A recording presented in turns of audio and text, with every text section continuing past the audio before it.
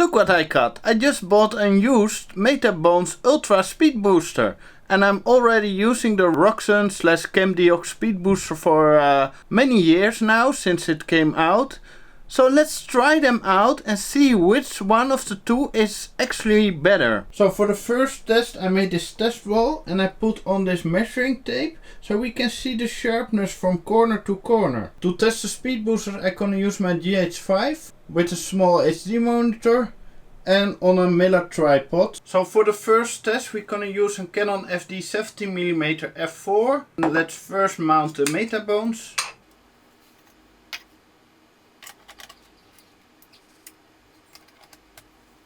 So let's set up the shot and lock the tripod down. I shot in Ultra HD 25 frames per second, 10-bit 150 megabit in standard profile, no color grading, and the white balance was set to daylight and the scenes were lit by two big daylight LED panels. The Metabones is sharper than the Roxsen, especially in the corners. Both adapters have the same width and it looks on the scopes that the Metabones is a tiny bit brighter but only like 0.2 stops. Both adapters don't have much vignette that is visible.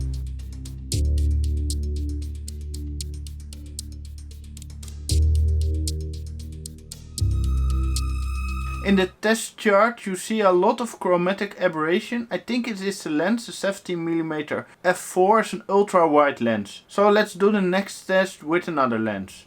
For the next test we're gonna use Canon FD 55mm f1.2. So we can also see what the focal reducers will do with an f1.2 lens wide open.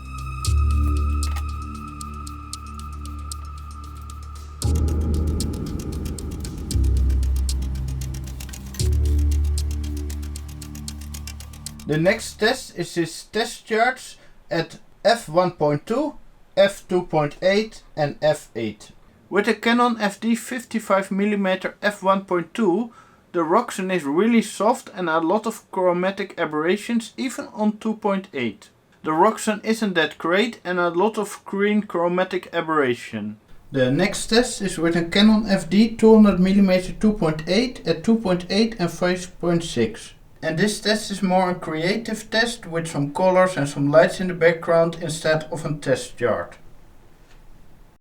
The Roxsen can't handle heavy backlight as good as the Metabones, but both have an unusable image in this shot. Let's test the Canon FD 100mm f4 micro lens.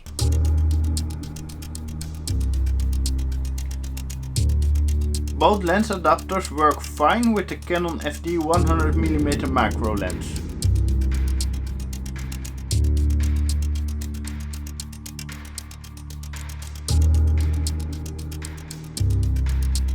Let's do a very important test with the Canon FD 85mm at 1.8, the Elmo backlit test.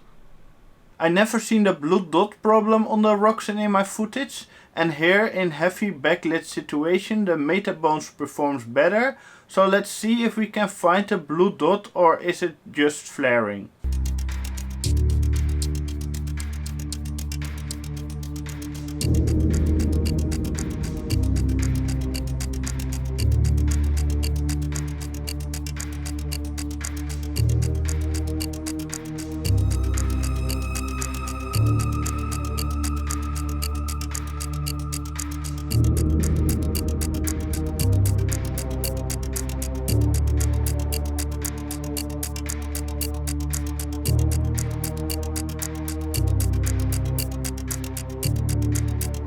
Now the conclusion, the Metabones performs the best, but it is like $500–600 US, and you can pick up the Roxsen focal reducer for like under $100. So for the price the Roxsen is really great and usable. So if you have some vintage lenses, the Roxsen Speedbooster is a really great option, but if you have an all complete FD kit and you want to use it in a more professional situation, please get the Metabones adapter, because then you get the most out of the class. The build quality of the Metabones is really solid, but the Roxsen is also really solid. It has a little bit more play in the mount system, but it has never been an issue while shooting. Both the Metabones and the Roxsen didn't have any issues with one of the lenses. So we tried the 70mm ultrawide, the 55mm, the 85mm, the 100mm macro and the 200mm tele-prime. And none of the adapters had any problems with the lenses, so you can really use from ultrawide to tele. So I can really recommend them both, the Metabones and the Roxsen Speedbooster. Down in the description I will links to the speed boosters. They are affiliated links, so if you buy them with that link it won't cost you more and I will get a little bit of money out of the sale, so you can support my channel by doing that. So thanks for watching, please like and share this video, subscribe and leave a comment. And you can check out my main channel, Retro Machines.